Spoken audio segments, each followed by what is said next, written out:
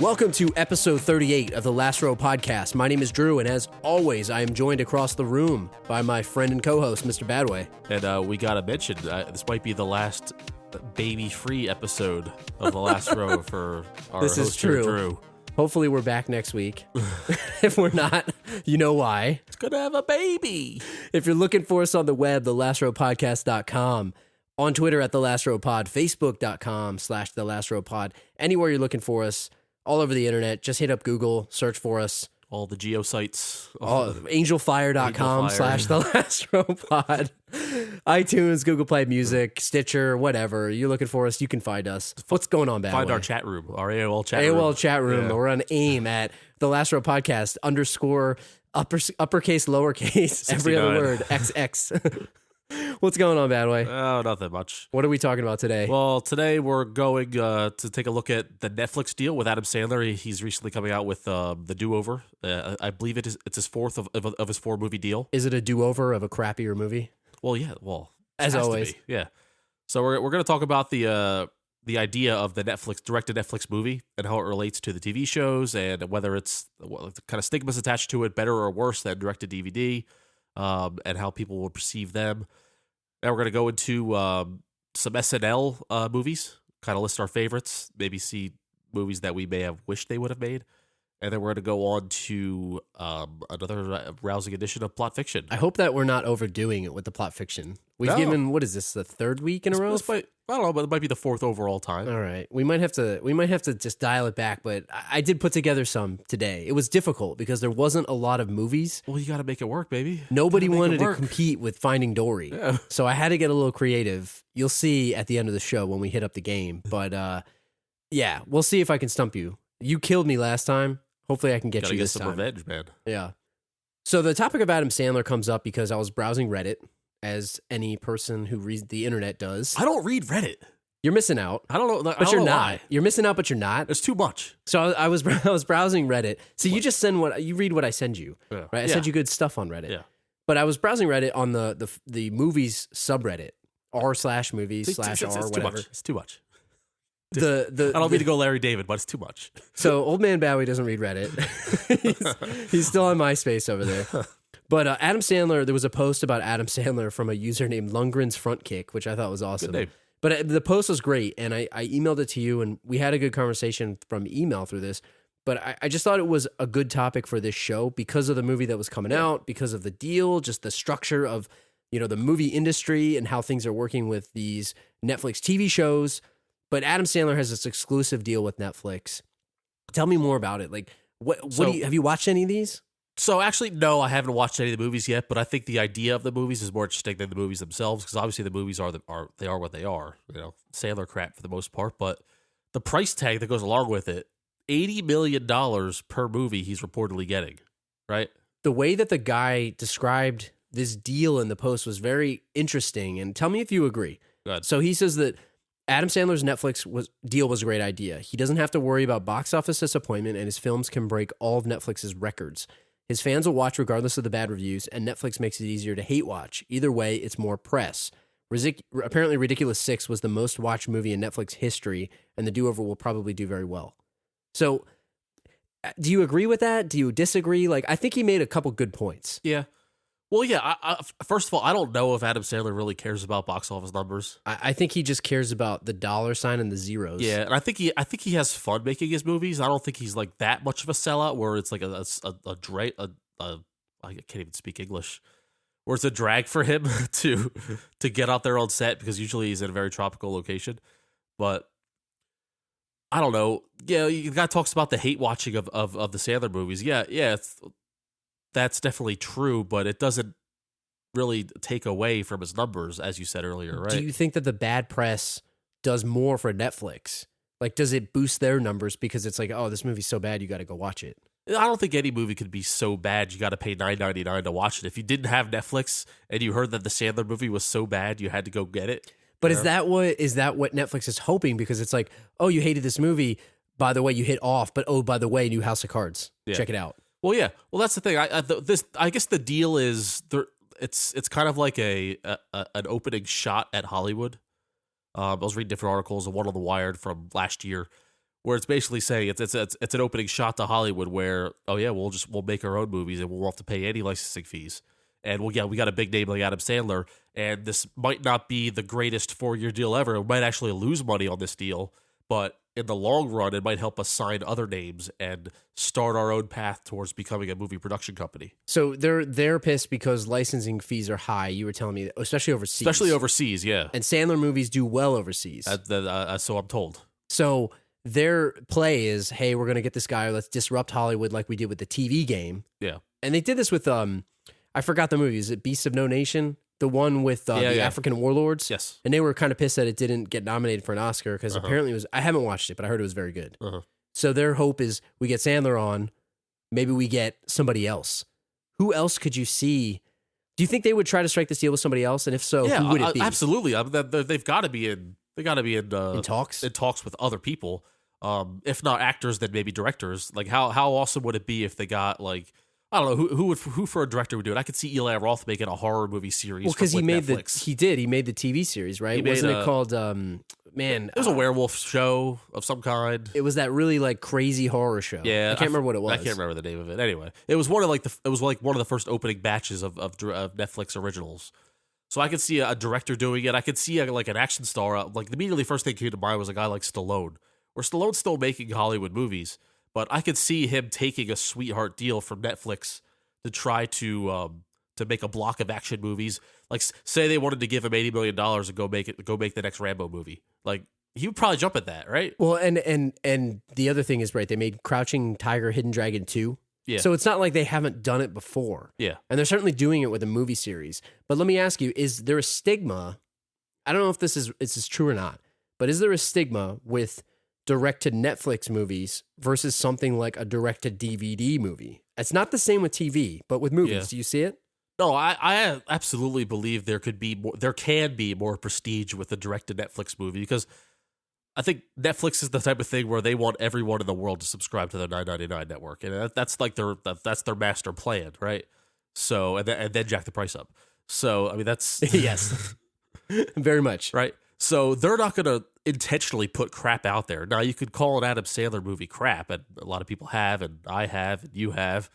But it's not even about the movies now; it's about the movies later, and it's their investment. Yeah, and the fact that they can have such prestige TV shows with legitimate actors, there's no reason why they can't like improve upon the next block of original movies that come out. So you're saying that a direct-to-DVD Seagal movie does not have the prestige that a direct-to-Netflix Seagal movie? Or would it be the same? It's just because the budget's higher? You think that's part of it? I think the budget would be higher for a Netflix movie. And again, who's to say like the Do-Overs coming out? It's with Adam Sandler and David Spade. It's like an identity theft type thing, whoever. It might be a good movie. It might be stupid. It could be stupid fun. But who's to say that movie's worse than, say... Stealth? Or whatever that one... No, I don't know. Just Go With It, like another Sandler movie. It's true. Like who's to say there's no limit in quality there. Ridiculous Six. There's no who's to say that movie's worse than That's My Boy or whatever else, right? Well, and it is funny because even back when Netflix decided they were going to make TV shows, go with me on this for a second. People acted like, well, how the hell are they going to make a TV show? They don't know what they're doing. Yeah. It's like they wouldn't hire somebody. Like they would just do it themselves in their garage. Like Reed Hastings, the CEO, is going to be like getting a shoulder cam VHS and making a movie in his backyard. Yeah, it's not like they're hiring you and I to be their actors. Right. You know, like they know what they're doing. It's a legitimate production, and they're a business that is constantly going upward. Small business started. Blockbuster Video could have bought them for $50 million. You know, it's like that's like they've been constantly.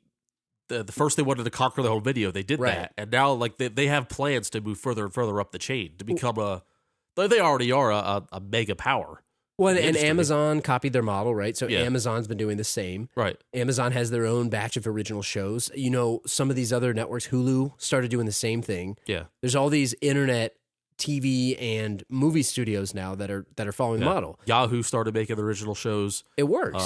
Pick Community back up, stuff like that. So it's not like Netflix wants to go backwards. Like, all right, we have the ability to make movies, but we're just going to make crap. No, I think their end game is to try to get an Oscar-worthy movie and say, I dare you to not put that on the Oscar bill. Well, and I feel like that's kind of where they sort of went with that Beast of No Nation, you know? And it's like they felt miffed by it. And I feel like Hollywood definitely has a stigma about it. They're going to need to get bigger actors. You know, obviously Sandler, is a foot in the door, Right. if you will. He's kind of like an aging veteran, but he's still a big enough name. He didn't draw what he used to draw, but he still has millions upon millions of fans. Well, he's enough for them to make waves. I mean, Yeah. do you see parallels to this and Howard Stern going to Sirius? Yeah. You know what also I equate it to, if I go sports geek for you in a minute? All right. If you know a player named Jason Worth, he used to play for the Phillies, and he signed like a $200 million deal with the Washington Nationals back when the Nationals were crap, but they just built their new stadium. Right. It's the kind of deal where he wasn't worth the money singularly as a player, but the fact that they landed a free agent that big allowed them to attract other free agents down the line. I can see where you're going And with that's that. the same thing here. The Sandler thing, oh, look, Sandler just got $80 million to make 4 movies. That's crazy. Per movie. Per movie. That is crazy. Right? So now you see, say Sylvester Stallone talks to his agents like, hey, man, why don't you talk to those Netflix guys, you know? You know who's ripe for this? Sure. Sign him right now, Nicolas Cage. Cage is another great example. I'm thinking of you, Dave. Yeah. We got to get Nicolas Cage on here. You know, no actor likes to work harder and longer than Nick Cage. So Sandler just released 4 movies in about a calendar year, like within a 365-day period, right? So Cage would love to be a part of that. Maybe they won't do it because he'll bankrupt them, because he'll make a movie. He'll be like, yeah, you know what? You don't think I can make 12 movies in 2017? I dare. You dare me? He's trying to break the record, the Guinness Book. That's what I mean. Like most starring roles in a given calendar year. Yeah. But I think he's another one, because I remember when Trespass came out. Remember that with him and Nicole Kidman? Yeah. It's like Cusack. He's in a Cusack movie too. Yeah, it was out for like a day in the theater, and then it got such bad reviews, and it did like, so you know poorly. what? It went to DVD like within a couple weeks, and then it was one of the first movies on Netflix. I had never watched it. Yeah. But I feel like Cage is ripe for this kind of the deal. You know He's the what? next guy. Dial him up. You know what I feel like the next move is that we talked about with Crouching Tiger? That like there's like what is it, like over 10 years since it came out? Right. That's the thing. They're going to get a very popular big budget sequel that people aren't expecting. Like I brought up a Rambo. Like I don't know if Rambo's already in production. I think it kind of is. I thought he was done. Or I don't know if he was done. Maybe he's still doing But it. the movie like that, where it's like, you know what, Netflix, we're coming out 2018, we're making Rambo 12. Well, it's coming out. You're already seeing it with the TV shows, Wet Hot American Summer. Yeah, You know what they could do? Mighty Ducks 4. Mighty Ducks 4. That's something like that. Like, you know what, we got this revered series. We're going to make the next one, and you're going to love it. And it's going to play on this nostalgia. So Mighty Ducks 4, Heavyweights 2 with Tony Perkis as an old man. No, like, I feel like it's got to be like a big action movie though, because like again, the overseas thing, this is not for the Adam Sandler thing is not for America. It's more for the overseas. It's the other 66 countries that get Netflix. They want to boost those sales. So I could see it like being this huge mega thing that can span all language barriers. You know what would be crazy if they got Schwarzenegger? Yeah. Because I feel like Schwarzenegger is enough of a crazy man to do it, because whatever, he just likes making movies too, and he's the big name. Like he's not washed up, but his name isn't what it was in movies, right? Because he's making Terminator 4, whatever all these other movies are. Yeah. Maybe they say, okay, they were going to plan this new trilogy of Terminator. And they said, oh, well, Netflix is like, we'll make it. Right. We'll make it. But it would crush their budget. That's the only thing. What did you say? They had a $5 billion budget per year for 2016. For 2016. And it probably will go up for 2017. I mean, a lot of that's probably on licensing. Can you imagine that $5 billion? I mean, for Hollywood, that's nothing. They were gonna be sold for $50 million. Oh, I know. It's crazy. Blockbuster would have ruined them too, I'm sure. And they would have, because it's that company was making waves, and no one understood what they were doing until they're doing it now. And just like the TV shows, people thought they couldn't do it. They're sitting here making these awesome TV shows that are Emmy-winning television shows with some big names.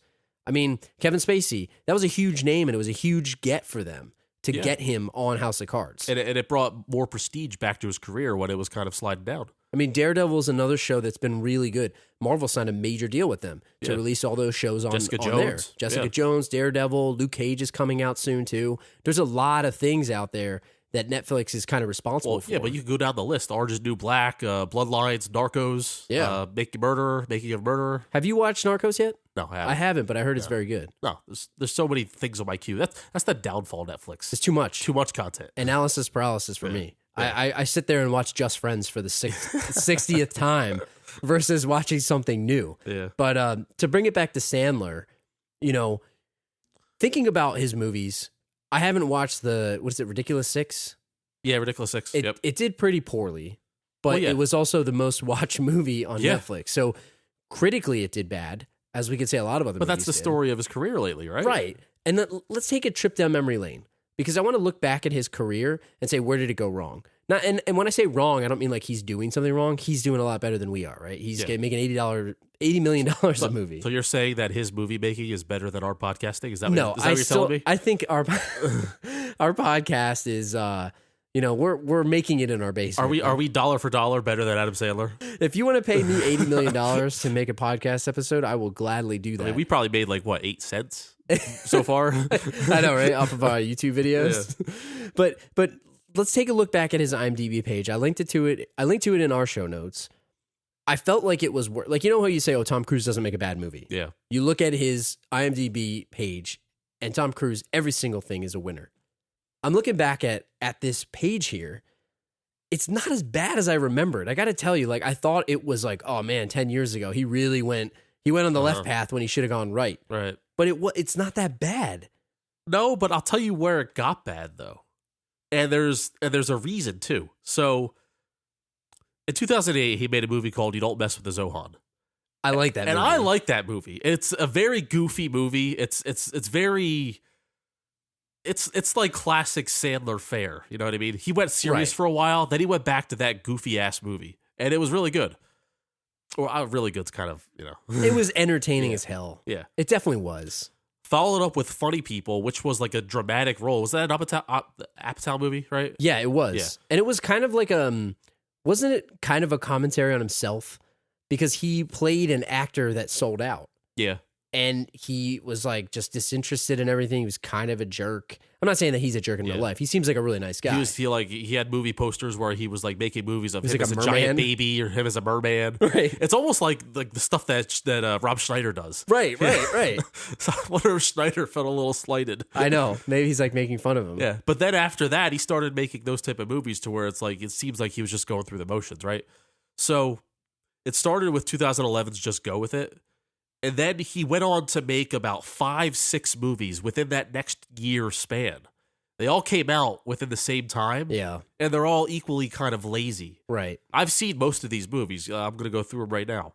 Just Go With It. Jack and Jill, where he plays himself and his sister twin. That to me is come on. Directly out of Funny People. Yeah, the poster exactly. is ridiculous. Yeah. And the twin is dating Al Pacino.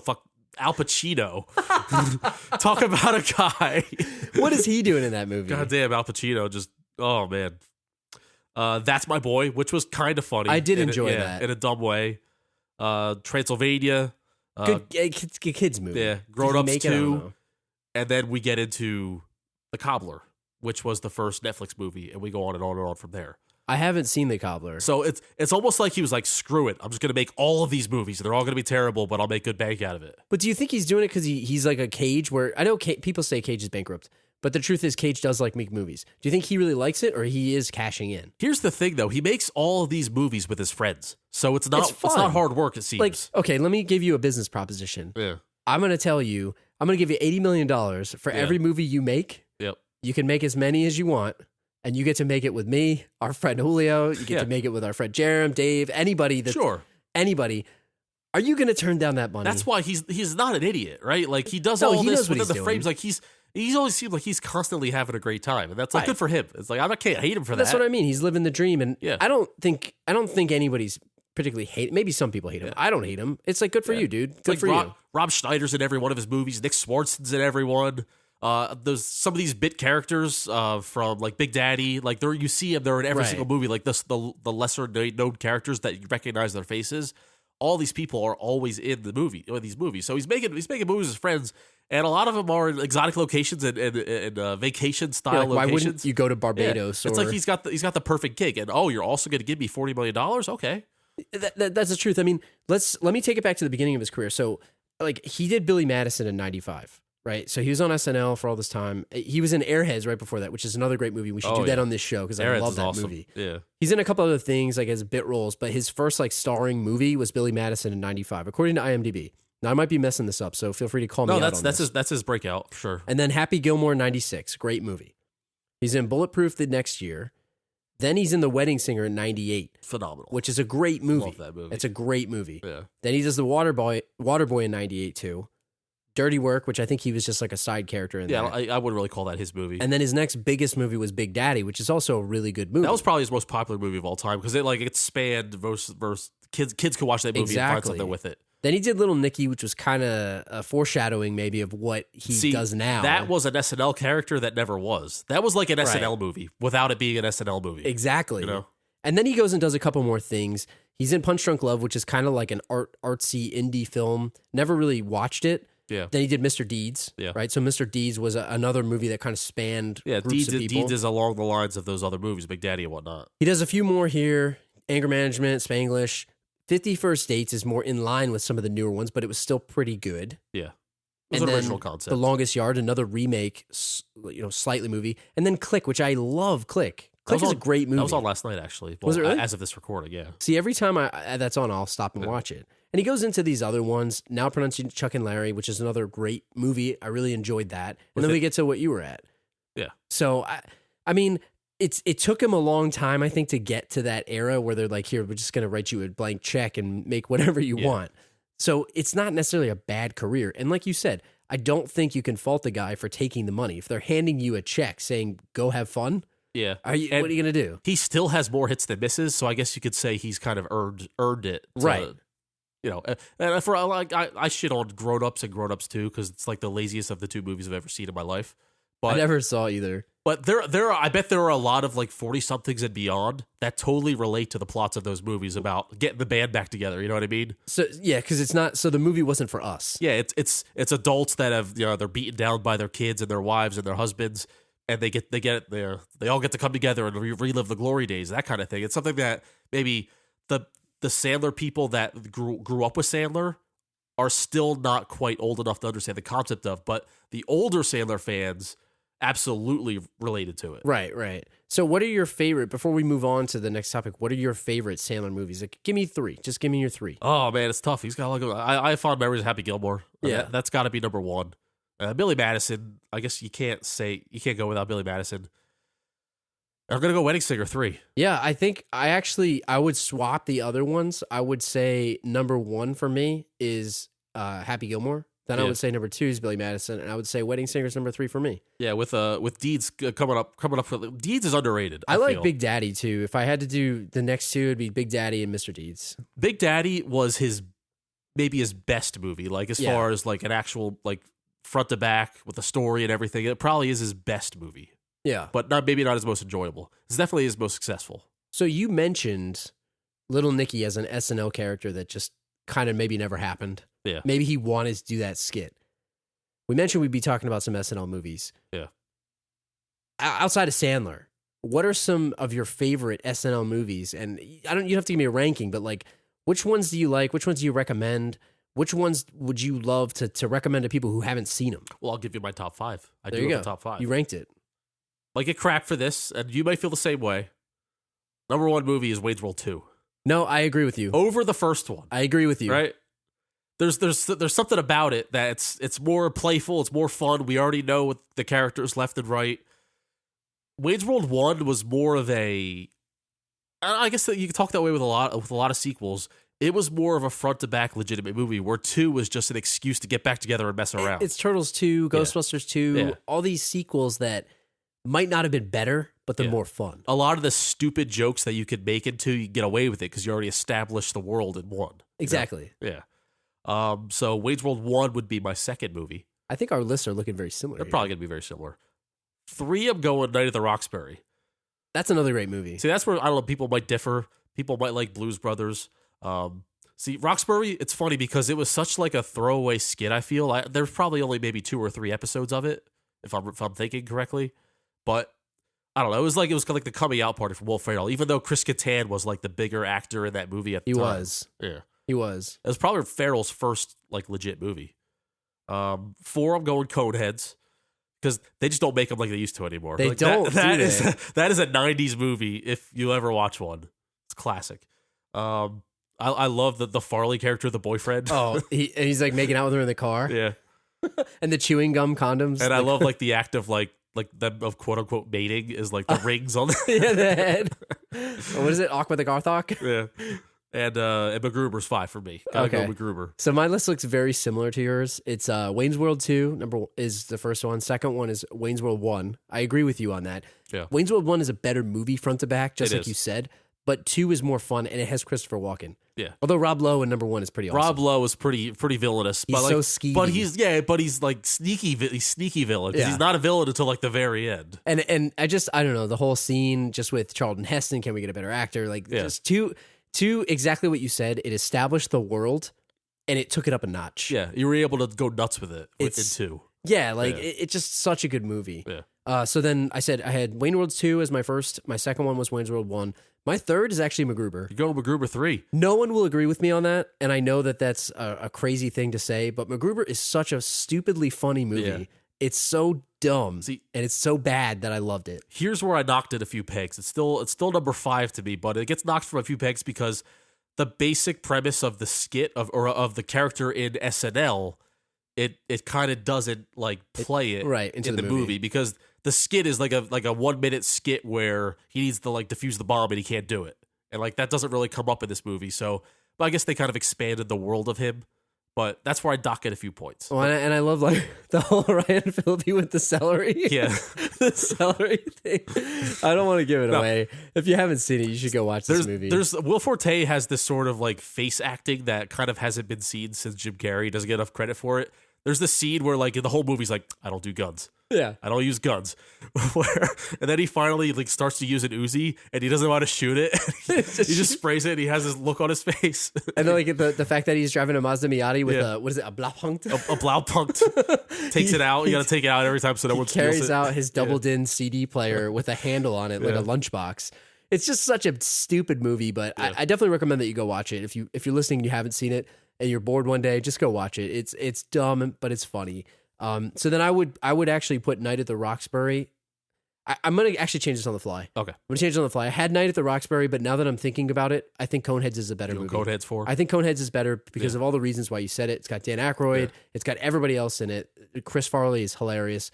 And then I would say Night at the Roxbury. And my honorable mention would be Blues Brothers. See, I've never seen it. I never got into those characters, and I just never seen it. I think it's something that if you haven't appreciated it before, I don't think you're going to like it now. I'm not a Belushi guy. Yeah, you have to find Belushi funny. I mean, Aykroyd's good, but it's more about Belushi and the relationship between them. Yeah. But it's more the old school SNL versus the new stuff. But like I said, I never saw Blues Brothers 2000 actually. Did you know that? I'm not well versed in like 80s and 70s SNL really. Like I've seen a couple skits here or there. Eddie Murphy, I've seen skits of some of the early Bill Murray stuff, but see, I grew up watching this stuff because I'd go to my uncle's down at the shore, and we would always watch old SNL things. So there's this really funny SNL skit. I don't know if you've ever seen it, but I was way too young to be watching this probably, but it was hilarious. If my dad's listening, he'll know. Yeah. The Fred Garvin male prostitute. Have you ever seen that skit? I think so, no. It's really funny. It's I gotta look that up. Dan Aykroyd is basically this prostitute, and he's a gigolo, and he's like the worst gigolo ever. And he like gets into bed, and like one of the things is like he's like, oh, hold on, I got to take off my hernia belt, and it's just stupid. It's so dumb. I gotta check that out. Like people listening are probably not gonna laugh at that right now, but you know, if you get the chance, go watch it. It doesn't hold up as well, but I grew up watching those old ones, so I do like the Aykroyd, the Murray, the Ramises, all the old school characters. I do like them. Yeah. So there are a couple other like disaster SNL movies, like Stewart Saves His Family. See, Stewart I never Saves even the World, realized that was a movie. Yeah, I just never talking knew. about stretching the premise thing. Also, Pat. There's no need for a Pat movie, right? That was one that probably at the time felt like a good idea. Yeah. And then upon release was not very good. Ladies' Man is a good character and could have worked, but it just didn't for me. I don't know. It was just I guess it was too thin of a premise and they didn't flush it out. They almost seemed like they were like, you know what? Let's just put Ted Minnows on set and let him do his thing. And it just wasn't enough to be a full movie. He himself is funny. Yeah. But as the character in the bigger picture doesn't really work. And you know what? Also, we were looking it up. Bob Roberts was like on everyone's list as like the best SNL movie. So it's like a one-off short bit character when Tim Robbins hosted one time. It was about some election, right? Yeah, it's a mockumentary. It's a mockumentary of an election that came out in like the early 90s. And actually, now that I've realized that it even exists, I would like to go see it because there's a lot of funny people in it. It seems like it would actually be good. But does that count if it was a... See, that's a slippery slope, right? If they're going to count that as an SNL movie, because it was a character that a guy played when he hosted one time. Yeah, it wasn't a recurring character. It's not a recurring character. Yeah.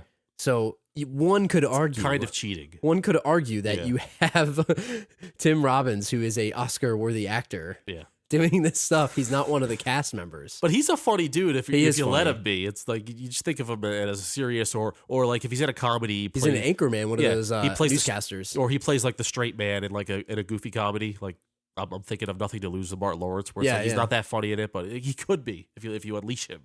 Yeah. I'd love to hear what other people's rankings are. If you guys want to write into us at The Last Row Pod on Twitter, thelastrowpodcast@gmail.com. What movies do you guys like? What are your favorite SNLs and why? Do you agree with our list? Did you hate our list? If you like Wayne's World 1 better than Wayne's World 2, I will counterpoint you on this if you want to go. That way we'll go toe to toe with you on Twitter. Not that Wayne's World 1 is bad, but I can tell you why in Twitter form if you have any disagreements with me. I was surprised that not more people went at you for your Turtles ranking. Yeah. We got a few responses of people's Turtles ranking, and I actually agreed with a lot of what people were saying. The old ones are pretty good. You know, when you hit people with the truth, you know, sometimes it takes a little inflection. It's like, you know what? He's right. Not that great. We got some good stuff from the Turtles episode that we did last week. So thanks everybody for writing in. And again, if you guys are interested in letting us know what your SNL movies are, hit us up. Let us know. I'd be real curious to hear what you guys like. So before we get out of here, I got a game. We have a game. The game that people seem to like. I bombed so bad last time. I think I got a 1 out of 4. 1 out of 4. Miraculously. Not your fault. It was my fault. I made it too hard. 25%. Just horrible. So certified rotten. Exactly. Exactly. So if you're new to the show, the point of the game is I give Badway or he gives me 2 synopses. Synopsises. There's 2 synopsises, one movie. You have to determine which is the real one and which is the fake one. And we play 4. So best out of 4. So these are all upcoming movies within the week of... So I had to tell you that I had to cheat a little bit and I had to go into next week. So these were a couple that came out this weekend, the weekend of the 18th, and also for next weekend because slim pickings because of Finding Dory. Yeah. Nobody wants to compete with that. Battle that beast. So the game is plot fiction. Drew versus Badway. Badway is up on the clock. Cue the music. Let's go. The first movie, Badway. Are you ready? Let's do it. It is called The Duel. The Duel. D-U-E-L. All right. Not D-U-A-L. The Duel. The Duel. All right. Are you ready? Go for it. The Duel is the story of a Texas Ranger who investigates a series of murders in a small town led by a charismatic preacher. However, the routine undercover investigation soon turns personal for the Ranger, who must solve the case before he loses everything to the mysterious town.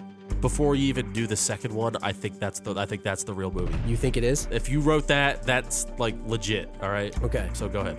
So, I told you I had to get a little creative this week. Yeah. So we have some that are in the same genre, some that are not. Yeah. So we'll see. Is that real or is this real? Go ahead. From Doomsday Preppers producer Michael Sharp and the H2 History Channel comes a new reality miniseries chronicling the efforts of Larry Hall and his attorney Douglas Huffman, who are taking legal action to bring back the art of the duel in America. The series follows Hall and Huffman as they argue the bloated judicial and legal system has lost its way. Join them as they revisit the long historical roots dueling has in America's culture, all the way back to our country's founding fathers. See, I'm pretty confident you made that H2 thing up, but it's a very good job. You'll see. I feel like the first one is such a bland Hollywood write-up that it sounds fake. And if you made it so, then I'm very impressed. The first one is real. So the duel about the Texas Ranger is real. Yeah. Are you sure? Yes. Final answer? Yes. You are correct. Thank you. That's a hell of a job with the... I had to get creative because... What gave it away is when you name dropped H2, I'm like, H2. See, I was going to say the History Channel. I would watch that. See, I was originally going to go with a documentary about a guy who, like, had long histories to Aaron Burr. And he wanted to bring back the art of the duel. Yeah. And can you imagine this day and age if someone could just slap you? That's what I mean. Let's duel. Well, or a duel like shooting, like shoot somebody. That's what I mean. You get slapped with the glove. It's like we're dueling now. I had different ways that I was going to go with that one. I would watch the hell out of that docuseries. But doesn't that seem like it would be on H2? Yeah, that's the kind of thing. Yeah. From Doomsday Prepper, that guy is actually the producer of Doomsday Preppers. Like, even if they have no chance of ever bringing the duel back, because obviously, we'll talk about taking people's guns away. We're not going to have new things where we have more reasons to shoot people. That's why I figured I could see H2 as the channel to be like a what if thing from a historical perspective. It was totally timely. Good work. All right, so you're 1 for 1. Yeah. You're already better than I was last week by this point. 3 to go. Number 2. This is called The Last King. Okay. The Last King. The Last King. In the year 1206, Norway is ravaged and raged by civil war. The king's illegitimate infant son, Håkon Håkonsson, which I can't even pronounce these. Are you serious? Which half the kingdom wants killed off, is guarded in secrecy by 2 men. I'm sorry. A story which changed the course of the country's history. Håkon Håkonsson, you say, huh? It's got the A with the little circle above it. Yeah. I'm skeptical at best. Are you done there? I'm done with that one. All right. It's skeptical on that one. The Last King. Oh, man, I'm crying over here. All right. The Last King, number 2. Set in the 1980s Harlem drug scene, James starts his criminal career selling drugs to pay for his sick mother's hospital bills. He quickly gets hooked on the thrill and rises to the top, building an illegal drug empire. When his dying mother finds out what he's been up to, she threatens to rat him out to the authorities. The Last King. Why would he be the last king? Because we're of the streets. We're going to sell drugs after the 80s. I don't think you made up Håkon Håkonsson. But what's your choice? All right. So you either read me the first sentence of the first one again, please. In the year 1206, Norway is ravaged by civil war. Ravaged by civil war. Håkon Håkonsson and the Norway Civil War is the real story. Final answer? I feel like the Last King. You can't, there's no last drug dealer. We're going to keep selling drugs past the 80s. Final answer? Final answer. You sure? Yes. You are correct. Bang! See, I shouldn't have laughed. I gave it away. I couldn't say that. You gotta go straight face, man. You know who's in that? Who's that? Tormund Giantsbane. Yeah! Let's give that man some more work. So, there was actually a very more detailed synopsis. Yeah. I had to go find a shorter one because I had trouble writing that fake one. Yeah. I actually pulled it from a movie that Taye Diggs was in. It was I'm sorry, not Taye Diggs. It was something else. I merged that with another movie. All right, you're 50%, 100%. I mean, 2 for 2. Yeah, plus I know my urban crime. That's drums. what you know what I said when I was creating these. Yeah. My wife was helping me run some of these by her, and she goes, I said, "Oh no, Badway, I can't fool Badway with a crime drama. He's gonna know all of them. I can write a fake crime drama. That's my wheelhouse." Oh man, I'm doing so bad today. All right. Are you ready? Go for it. Number 3. This is called Tickled. Ooh. Tickled. All right. Jake is a struggling comedian who just can't seem to catch a break. His career started strong, but he's back to living in his grandmother's basement trying to make it as a stand-up comedian. After bombing in a packed house, he's determined to show them all he will have the last laugh. He steals he steals the list of patrons from the venue and decides he's going to pay them all a visit. Tickled. Is that Sinister? It's like a horror Sinister. Is he going to intimidate them into laughing? I don't know. Or is he going to kill them because they didn't laugh? The genre is horror. I like the title. Tickled. I like the title. All right. Go ahead. Are you ready for number 2? Wow. Okay. Yeah. Tickled. After stumbling upon a bizarre competitive endurance tickling video online. Come on! Wherein young men are paid to be tied up and tickled. Reporter David Farrier reaches out to request a story from the company, but the reply he receives is shocking. The sender mocks Farrier's sexual orientation and threatens extreme legal action should he dig any deeper. So, like any good journalist confronted by a bully, he does the opposite. He travels to the hidden tickling facilities in Los Angeles and uncovers a vast empire. I can't even keep a straight face today. He uncovers a vast empire known for harassing and harming the lives of those who protest their involvement in these films. The more he investigates, the stranger it gets, discovering secret identities and criminal activity. Tickled. Oh, Drew, we've been doing this for 4 weeks now. Tickled. There's no way I could pick the tickled one. There's no way. There's no way I could do the tickle video one. If that's a real movie, then we should just pack it up. No more movies for us.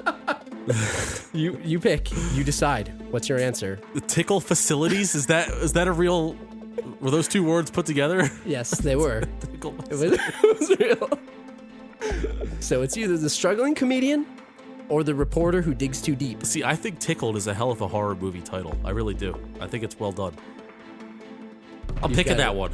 So horror movie? I'm picking Tickled as the horror movie. Final answer. Yes. You are incorrect. Oh! I linked to the trailer. I was so hoping that you didn't see this.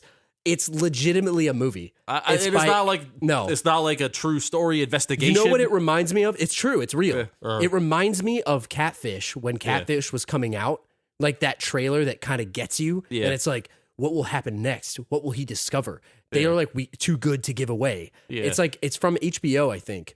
Catfish was a terrible movie. Catfish sucked. And when everyone built that movie up to be the greatest thing ever, it was a piece of crap. They did. They showed like the seed driving up to the bar, and it was like, oh my God, what's going to happen? Right. Nothing. They made it into a horror movie. Happened. So this could be the same thing.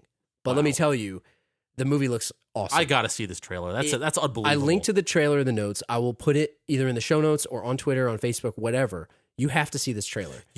And by the way, you did write a legit direct-to-DVD horror movie there. That's a great job. That really is. I had a hard time with that. Yeah. It seemed like, because I've worked at Blockbuster for many years before, I was in the movie business, as we all know. So, I mean, you were a professional. I've seen all of the direct-to-DVD. Like, I've seen the box covers, and I've read the synopses.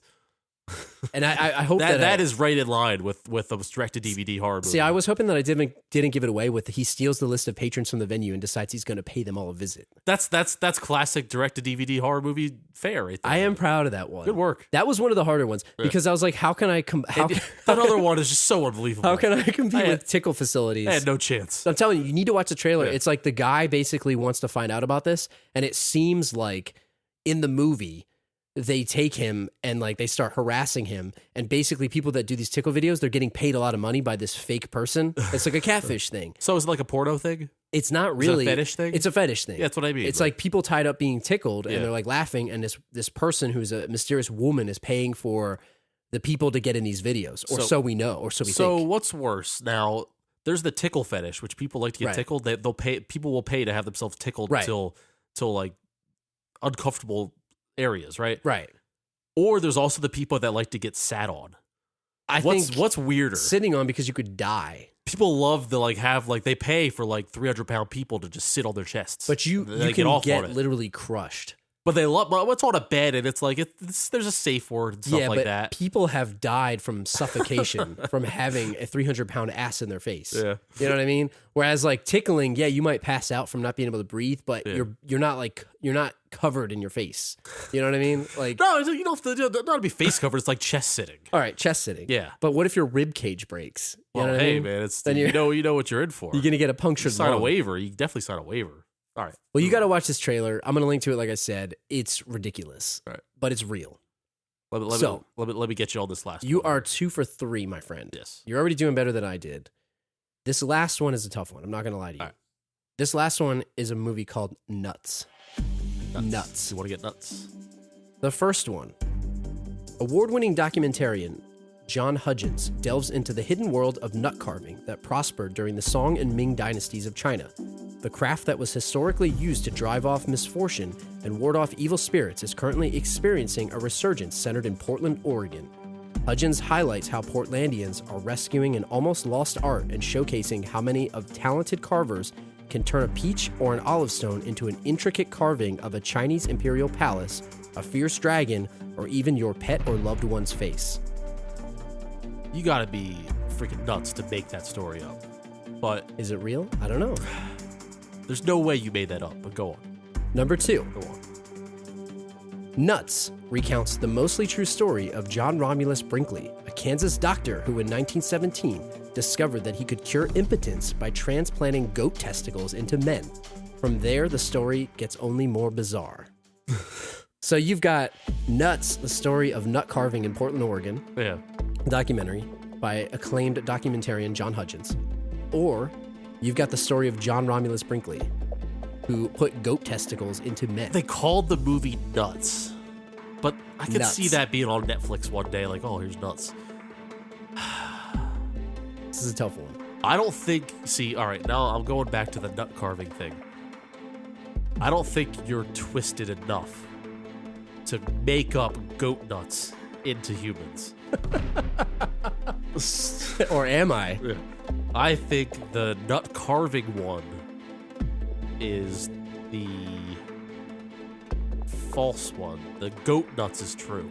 So you're saying Portland is not currently experiencing a resurgence of nut carving? That's what I'm saying, and I'm saying the addition of goat nuts into people is true, and there was a movie about it. So final answer? That's your final answer? That's my final answer. If you're playing at home and you picked what Badway picked, you are correct. Yeah!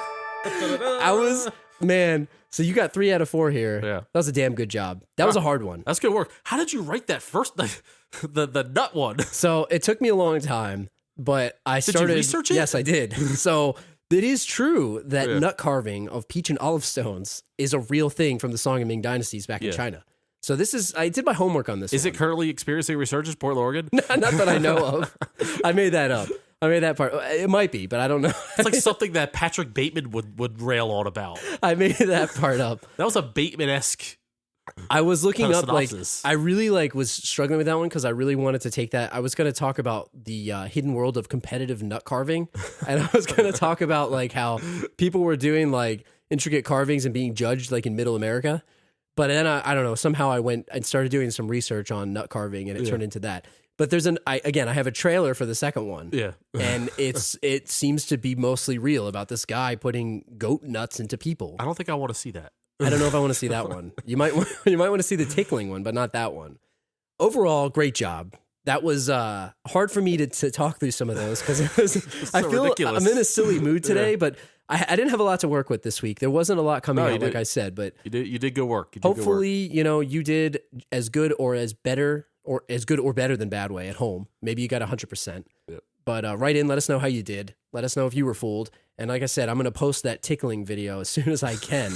But 75% is not too bad. Viewer discretion advised. 75% from my 25%, much better than me. Well, it's not about the wins and losses here. It's about the fun that we exhibition have of it all. And we're gonna have a tickle fest next week. Okay. So, and anyway, we talked a lot. We talked a lot today. We'll see if we're back next week or if I'm in the delivery room. Oh, and by the way, anyone on Twitter, you want to name Drew's baby? Please write it. Tweet us. Tweet us what you think Drew's baby's name is. It is a girl, so you can't say Bruce Wayne or anything like that. You could, but it is a girl, so happy to announce that on the show. Harley Quinn Rohally.